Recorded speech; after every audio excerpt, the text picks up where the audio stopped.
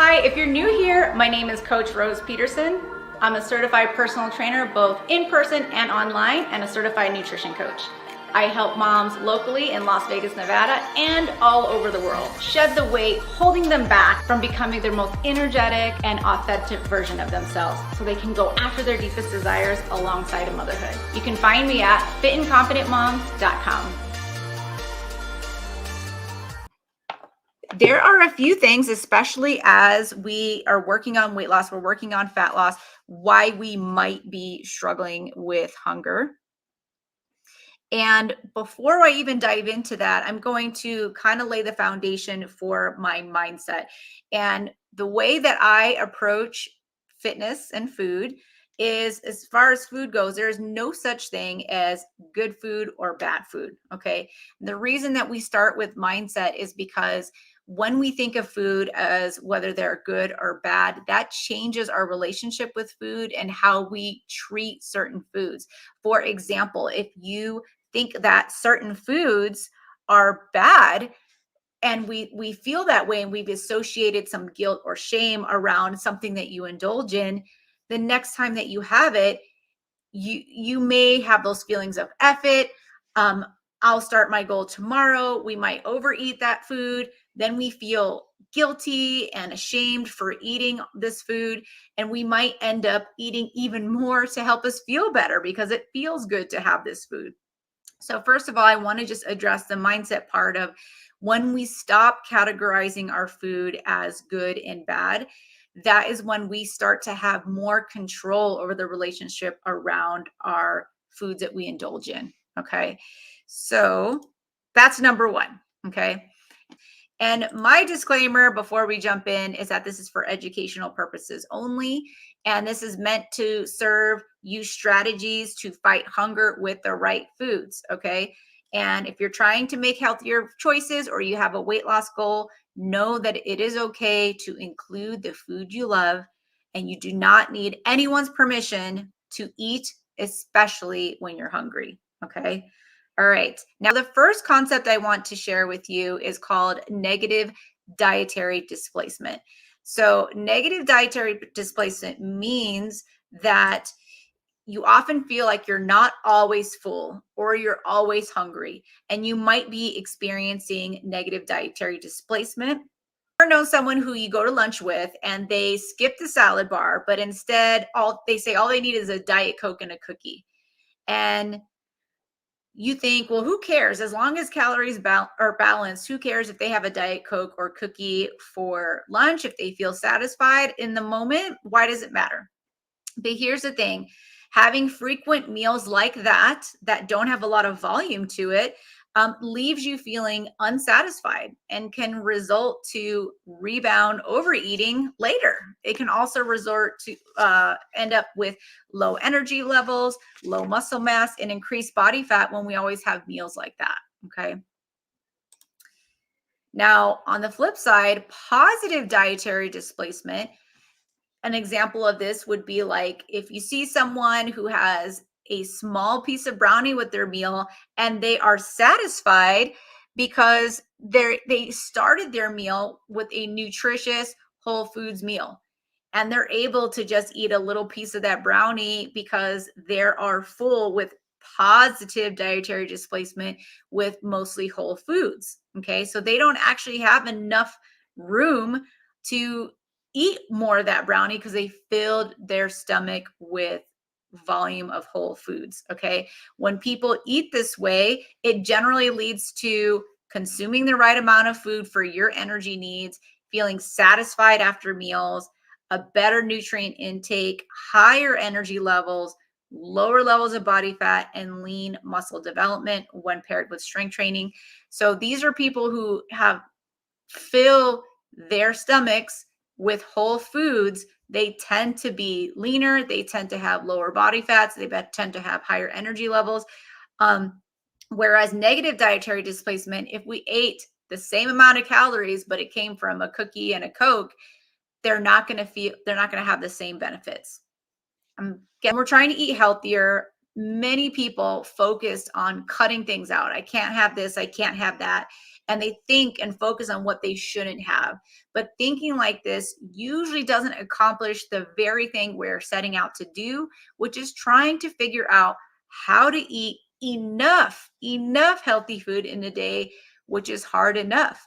If you've tried to get all your calories through whole foods alone, you know that sometimes it's hard to get everything that we need, like all of our veggies, all of our fruits, all of our proteins, right?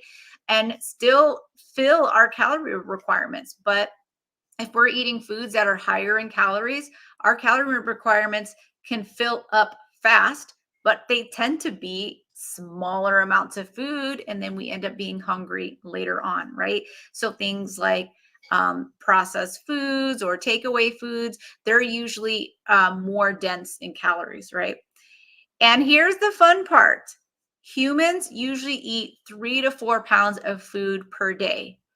And if we make sure that they'll add in and make sure that 3 to 4 pounds of food comes from whole nutritious foods, then we won't actually have a lot of room for the things that have a high calorie cost. So our appetite is based on how much total volume of food passes through our digestive tract. If a lot of volume of food passes through our digestive tract, we are satisfied. It even sends signal to the brain we are satisfied. Okay. If very little passes through, then we're hungry. And there's a difference between physiological hunger and head hunger. Head hunger is when someone eats for reasons other than physiological hunger. You can't satisfy head hunger with food and drink. Okay, so that's just a little caveat there.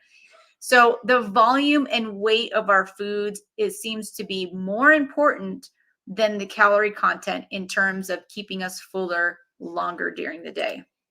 So here's a little demonstration, right? So I have a picture of a stomach, and we're comparing how the stomach can be filled. And the first picture, we have 400 calories of oil, and it just fills the stomach a little bit. In the second picture, we have 400 calories of chicken, and we have the stomach filled a little bit more. And in the third photo, we have 400 calories of spinach, eggplant, and beans, and that stomach is full, right? Because those are volume foods. So if we took 400 calories of a ton of vegetables, we're going to be full versus 400 calories of chicken or of oil. We're going to be hungry pretty quickly. And I even want to put like the oil, same category as like avocado is not very much, but higher in calorie. Not that avocado is super healthy and delicious, but just comparing, we're going to want to add volume to that meal. And like nut butters, same thing, high calorie, low volume. Okay. So when subjects eating foods that are low in caloric density, but high in volume, such as fruits and vegetables, compared with those who are consuming foods that are richer in calories, those on meal plans with higher calorie concentrations were found to consume twice as many calories per day in order to satisfy their hunger. So I'm kind of making the case here for your physiology to add in rather than subtract if you have a fat loss goal. Okay. So if we were to consume 3 to 4 pounds of scones, candy, and frappuccinos each day, you could easily rack up a lot of calories that'll need to be stored somewhere, right? But on the other hand, if you could store 3 to 4 pounds of nutritious whole food that easily keeps you full, but it also promotes fat loss and health at the same time.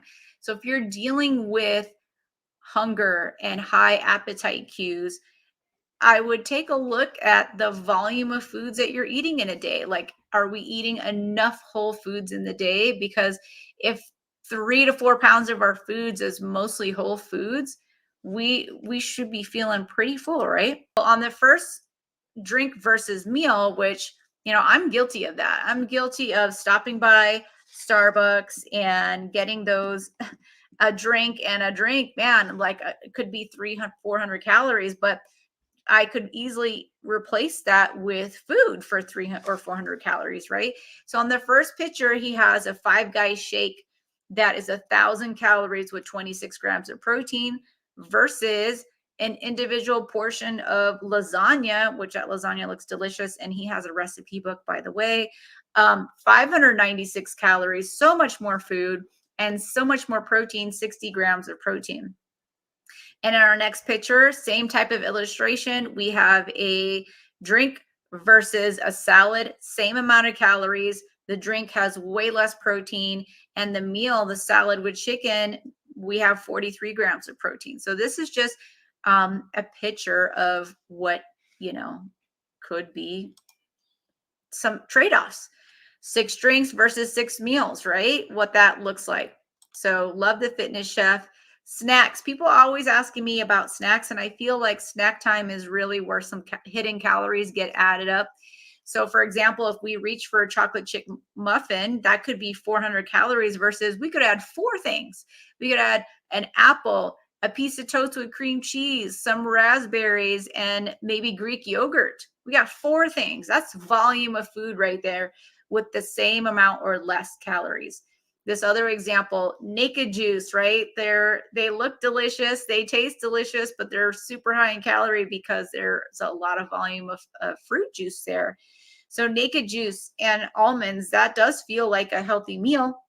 But what if we took instead of 559 calories on something we're going to be hungry in an hour, we could have avocado toast, strawberries. We could even have candy, like a little 125 serving of candy and Greek yogurt for less than the amount.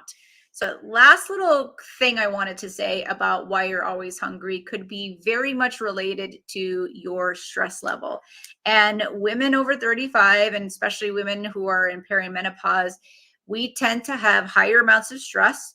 We tend to have higher amounts of cortisol, which cortisol should naturally rise and fall. There's a natural cycle to it, but for many women who are ambitious, they're busy, we work, we have kids, we do a lot of things, our cortisol is like always elevated. Like we don't take time to rest and recover or reduce our stress. And that takes a huge role in our signaling of our hunger hormones. If we're continually stressed, if we don't take steps to reduce our stress, then our cortisol is going to be always elevated, which means our hunger cues are always going to be elevated, and we're going to feel hungry all the time, which is why a lot of women tend to tell me that they crave sugar. And those sugar cravings, a lot of times I'm seeing that's your body's natural response for more energy. It wants more energy out of you. So if you're working on fat loss, you're feeling hungry all the time, the other place I would love to see is improvements in sleep and making stress reduction a regular part of your life. Just like drinking water and eating food and brushing your teeth is part of your daily routine, we need to take steps to ensure that we're taking the rest we need and that we are taking steps to unwind from stress. Women tend to have a high amount of mental load that we carry as well, and that is stress. If we work out to stay healthy, that's also stress. Even though we have some benefit from working out, we're still experiencing stress on the body. So it's very important that we take steps to recover from stress. Otherwise, we're always going to have these high hunger cues. We will crave sugar because we need energy because our cortisol is high, saying we need it, right? So I hope that was helpful. Drop in the comments which one was maybe your favorite aha or your favorite takeaway. I would love to know. And